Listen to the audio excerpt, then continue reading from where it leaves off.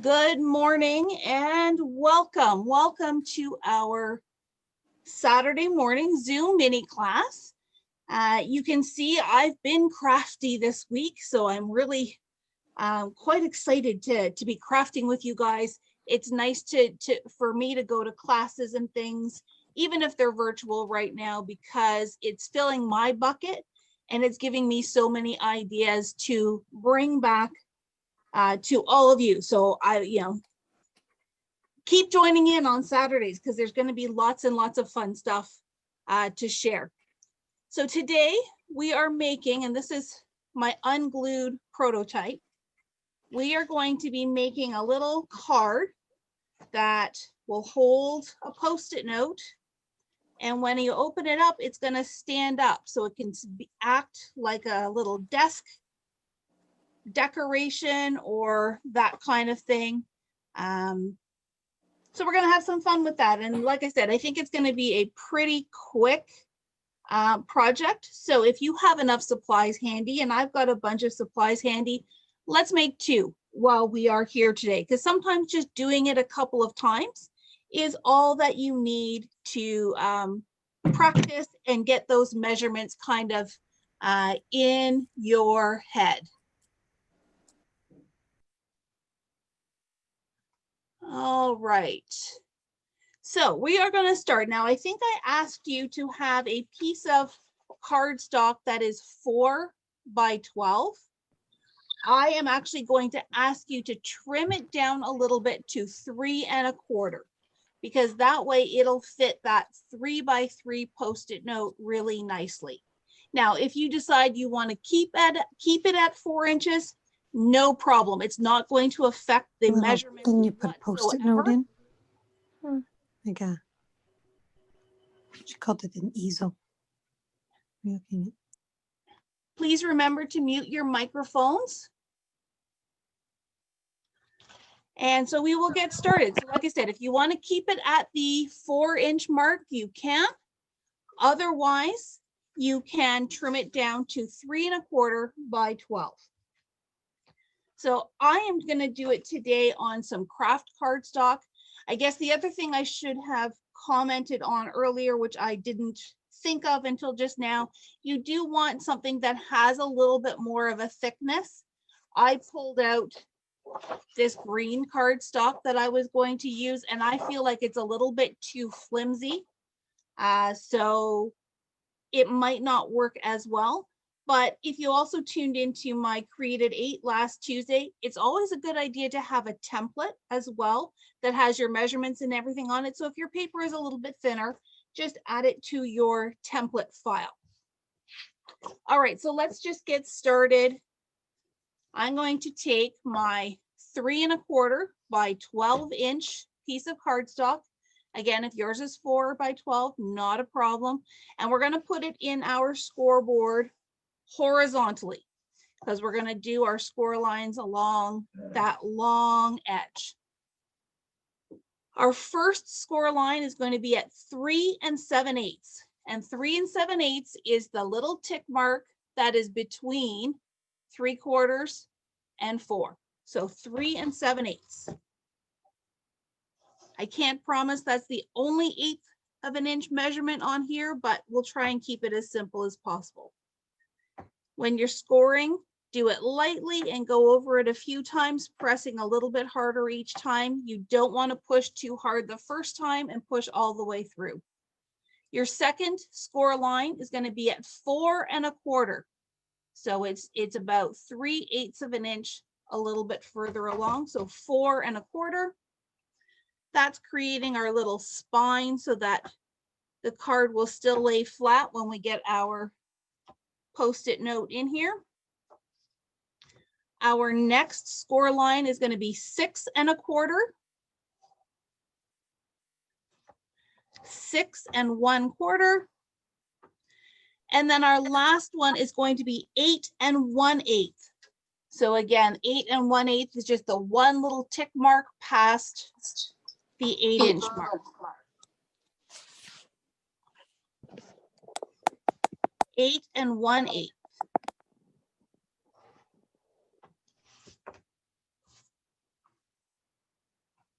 All righty. That is it for our scoring. I'm going to see, can I tune? No, I was going to see if I could turn an extra light on, but I will leave it for now so I don't mess up any settings. So those are our score lines. We will come back and do our second one later. But for right now, those are our score lines. And to go over them one last time, we have 3 7/8, 4 1/4, 6 1/4, 8 1/8. And that takes us all the way across. I kind of like this format because it gives us a little bit of a different approach to doing an easel card. Typically in the past, when I've done easel cards, I do the card base as one piece, and then that little extra piece is a separate piece. In this case, we are going to do everything as one seamless piece. So now you're going to fold along those score lines, and you're going to keep folding in the same direction until the last fold. So the last fold, you actually want to fold back on itself. So when it's lying flat, it'll look like this, and then it's going to pop up behind the Post-it notepad. So once again, you're going to fold along these lines. So you're creating that little opening. This one, you can even fold in both directions. And this one, you're going to fold back on itself. Then you can open it up flat. If we're looking at it vertically, we have a large rectangle. We have our little narrow rectangle. We have these two rectangles that are the same size, and then we have another big one. This panel here is the one we're going to work with next, and I am going to even take my pen and just go like this. You don't have to do that. I'm going to do that for visual purposes. This is the panel where we want to put some adhesive on because it's going to hold that top flap in place. And because we are using a little bit of a thicker cardstock and it's going to get wear and tear opening it up and closing it, I'm going to use score tape. So I'm going to take my score tape. Once I find the end to it, I'm going to be a little bit generous with this. Score tape is nice because it's nice and strong, but I'm going to do 3 strips. So 1 at the top by the fold, 1 at the bottom by the fold, and 1 across the middle.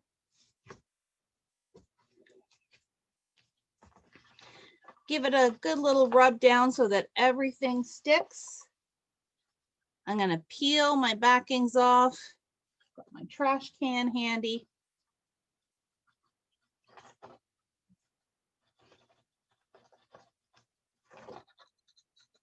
And then I'm going to take this piece up and fold it in on that score tape. You really want to make sure that this other panel here has no adhesive on it, because if it does, you're not going to be able to stand your card up. So your piece should now look like this. You've got your little fold, this fold, and then your doubled up piece. And really, that is all there is to it.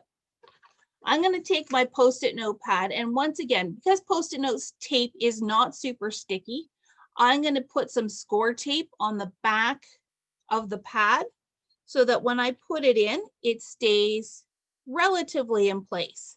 And then that's going to be what holds the easel.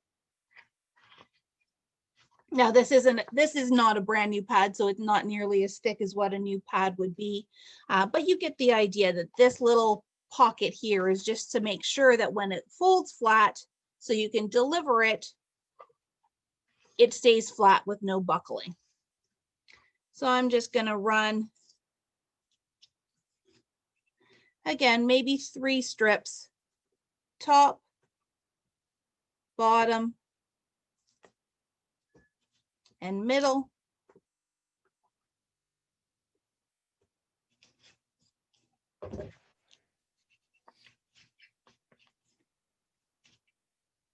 The ladies who are watching live, if you have any questions at all, please do not hesitate to unmute and ask those questions, or if you can't see something clearly that I'm doing, if you're watching on replay, just pause, go back. And if you have any bigger questions, then you can simply email me and I'll be happy to help. So make sure you've got the Post-it note opening. Oh, you don't need my hair.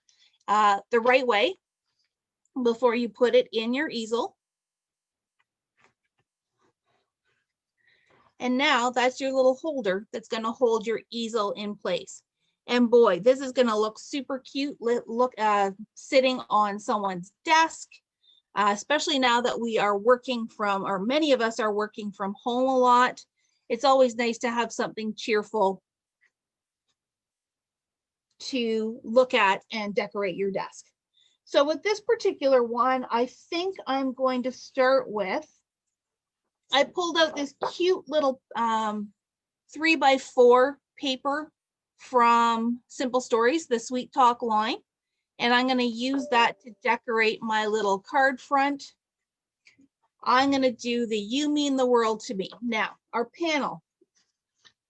And I don't, oh yes, I do. Do I have a ruler handy? So our panel here is 3 1/4 by 3 7/8. I want to trim this down and I'm probably going to mat it. So I'm gonna just, so 3 1/4. If I want to do my mat at 3, I'm gonna do it 2 3/4 wide by 3 1/4 tall.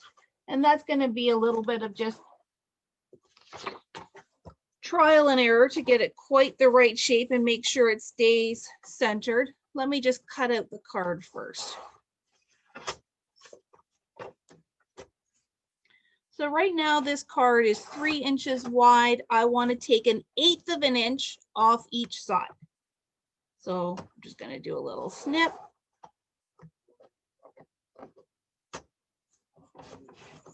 And another little snip at the 1/8 of an inch. So if you are ever taking something that has an image on it and you want to take it down, so again, we're taking this down from 3 inches to 2 3/4. I want to make sure I take an even amount off each side. So it's a little bit of math, which is not always my strong suit unless I've had, 2 or 3 of these. But you want to take that difference, which is 1/4 of an inch, and divide it by 2. That's how you know how much to take off each side. So this is 4 inches. I want to take it down to 3 1/4.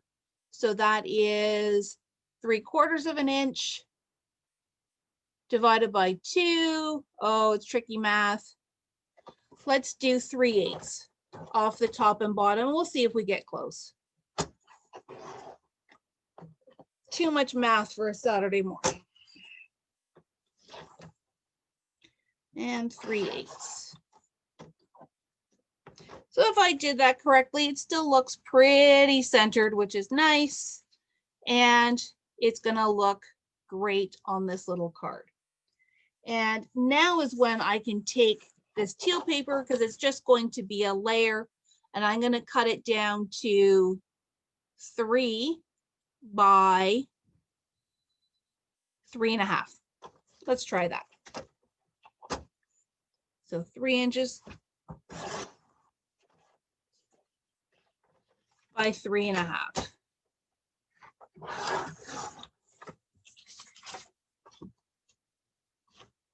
Oh, that's pretty darn good. So now I can simply layer that up with my tape runner. I don't, for this being decorative, I don't need score tape. I can just use regular adhesive.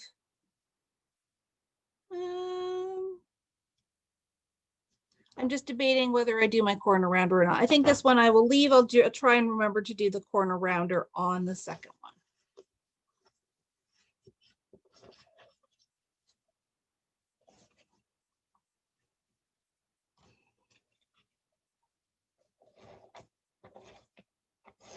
Okay, easy peasy. And center that on my front.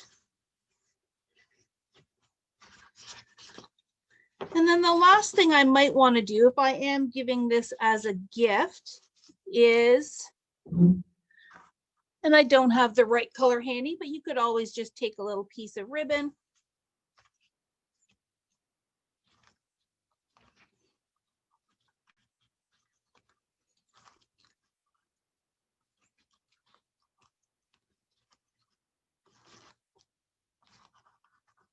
And there, that keeps it closed while you are delivering the gift. I'm not going to snip it because I may not keep this on here. This would make a really cute teacher's gift. If you are, trying to pick up those teacher spirits as they are doing their online teaching, this could be a little gift for a high school student or a college or university student. Again, just something to really brighten up their day, brighten up their virtual learning or virtual working space, and tell them that you are thinking of them. So that's number one. Sheri, Yes. if you were going to mail those, do you make your own envelopes or do you sell envelopes that will fit that size of card?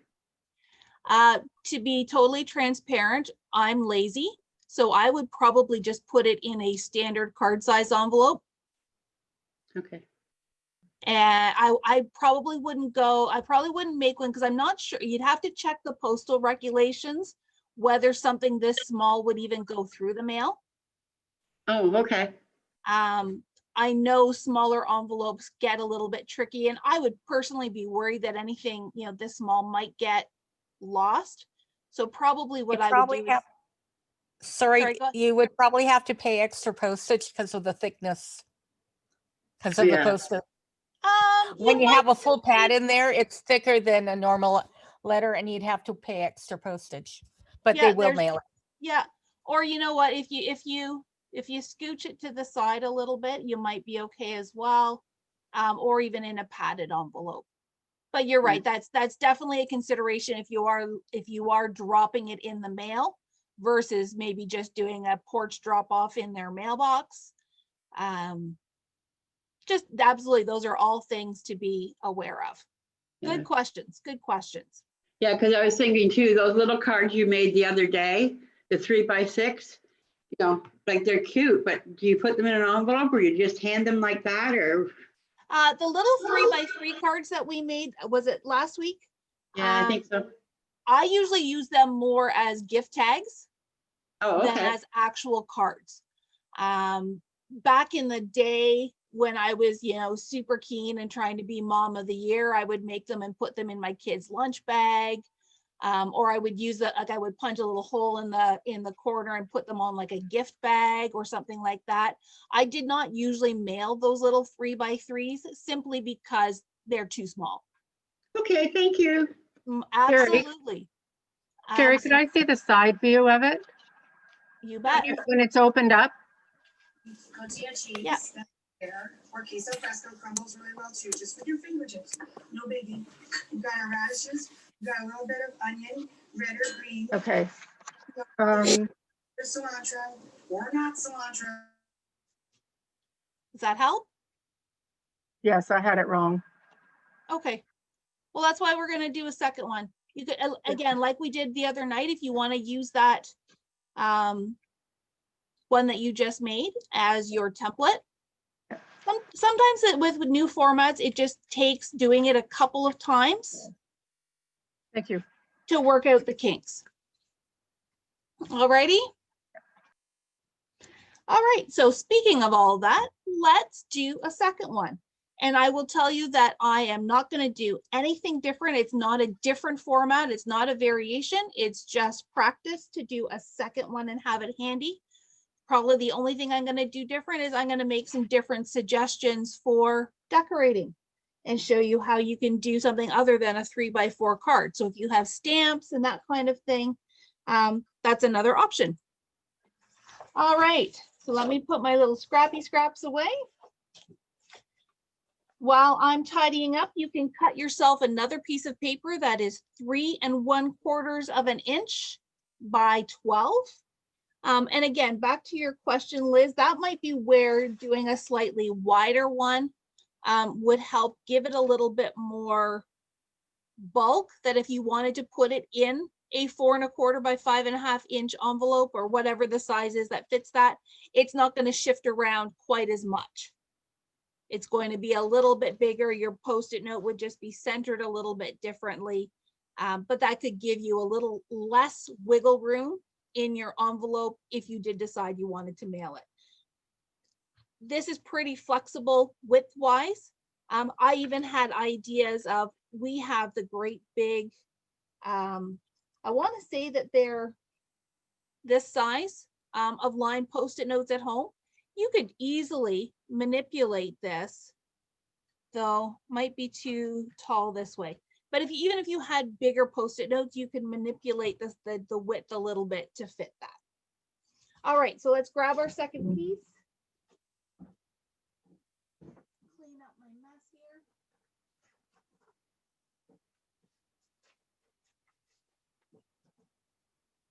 All right, so I have my second piece of 3 1/4 by 12. That turned out really cute. I'm pretty happy. Move my pen out of the way. So your paper is going to go horizontally into your scoreboard. I'm going to grab a swig of coffee. There we go, wet my whistle. Okay, I will go over the measurements again really slowly in case you are writing them down, and make sure we get these right. So 3 7/8, which is one little tick mark. One little tick mark before the 4. 3 7/8 is score number 1. Score number 2 is 4 1/4.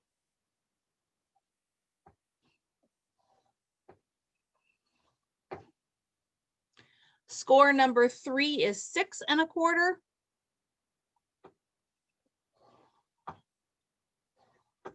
And score number 4 is 8 1/8. So that is one little tick mark past the 8. 8 1/8.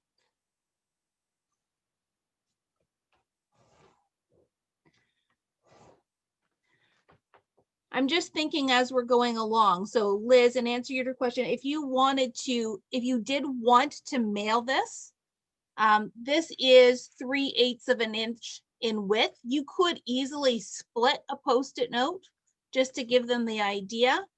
And then I would make this little score line, the difference between these two score lines, a little bit less as well.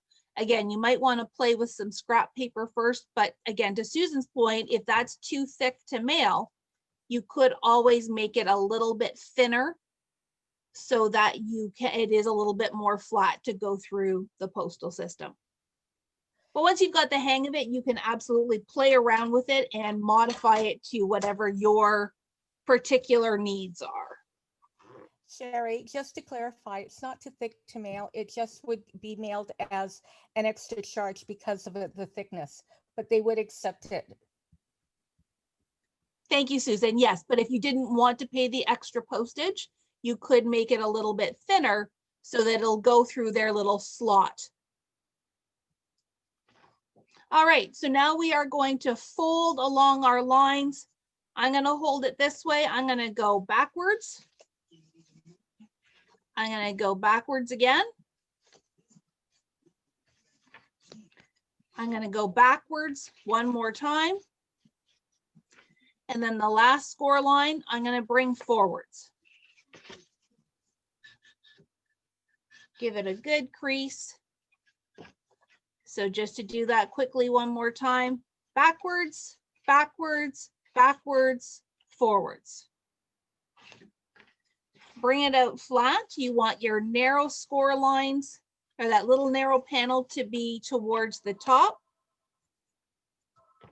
This second section here, we're going to tape. So it's the second section from the bottom is where our tape is going to go. grab our adhesive, our score tape,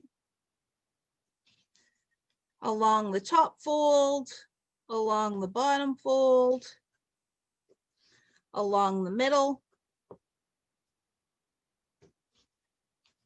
And hey, if it reminds you where to go, by all means, do the scribble because it's going to get hidden. Nobody will ever know it was there.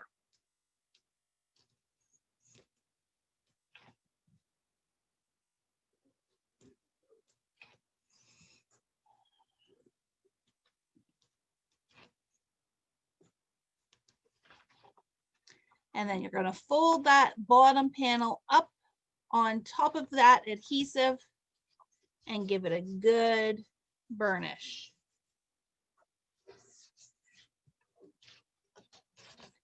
So now your piece should look like this. And when it folds flat, it's like so. And essentially your mechanism is done. Now I don't have a second Post-it note hanging around. They are probably all downstairs, but your next step would be to insert using score tape on that backer piece and place your Post-it note down. I'm just going to grab one.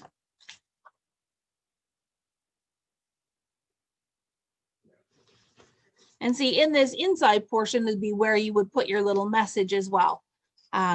And then leave that as decorative. So you could use it as its own card, or you could include it with a larger card that it tucks inside. Completely up to you. So this time I am going to go beach themed because I think we all need a little dose of palm trees and sunshine, especially in the gray of winter.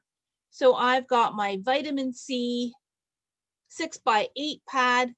My first thought was, of course, to use the pineapples, but then I was thinking this cute little shark would look really, really cute on the front of this. Avriel also, so one of the lines that we bring in from Avriel are these little peekaboo characters, and we've got a whole variety of them.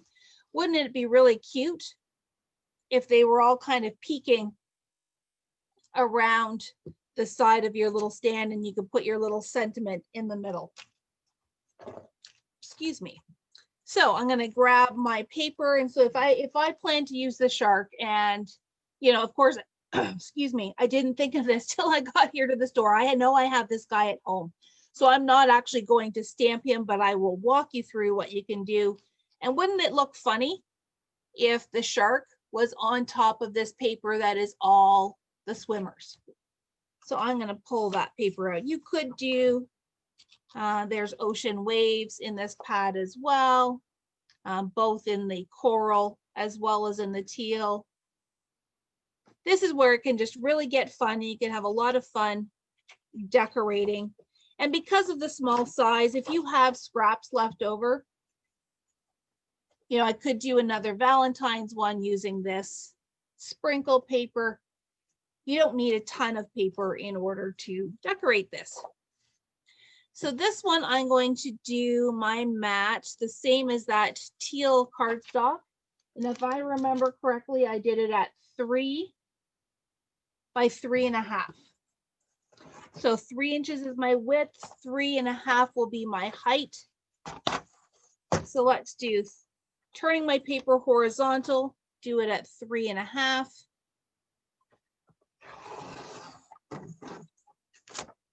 Rotating it sideways, gonna cut it at 3.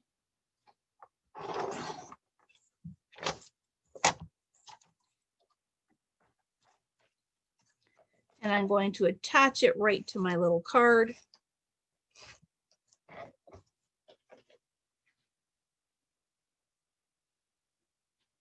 Trying to center it.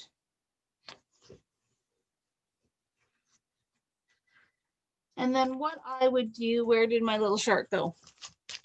And I'm just going to take him off the carrier card to show you where I would position him.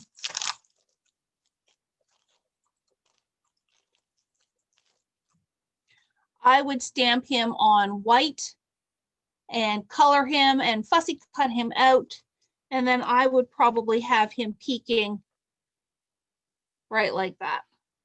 And I'm sorry, this is not the best example, but you can see how he would look super cute right against those